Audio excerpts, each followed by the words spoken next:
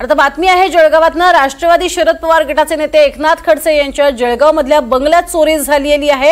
अज्ञात चोरट्यांनी बंगला बंद असल्याची संधी साधत बंगल्याचं कुलूप तोडून बंगल्यात प्रवेश केलाय।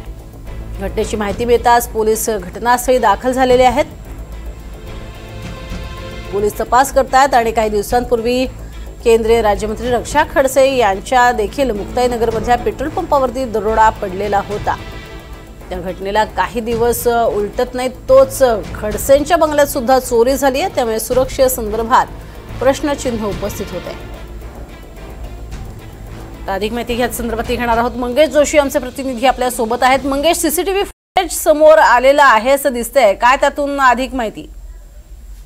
नक्कीच प्रज्ञा, आज सकाळी खरं तर एकनाथ खडसे यांच्या जळगावमधील शिवरामनगर परिसरात असलेल्या बंगल्यात चोरी झाल्याची घटना उघडकीस झालेली होती।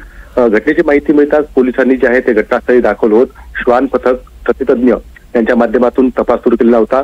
आता सीसीटीव्ही फुटेज जे आहेत ते काही समोर आलेले आहेत, त्यामध्ये जवळपास 3 चोरटे जे आहेत खरं तर हे एकनाथ खडसे यांच्या घरातून चोरी करून मोटरसायकलवर खरं तर चोरीचं साहित्य घेऊन जात असल्याचं या सीसीटीव्ही मध्ये दिसते आहे। यावरून आता पोलिसांनी जे आहे स्थानिक गुन्हे शाखेचे 2 पथकं हे तयार केलेले आहे आणि हे पथकं या चोरट्यांच्या शोधार्थ रवाना करण्यात आलेले आहे।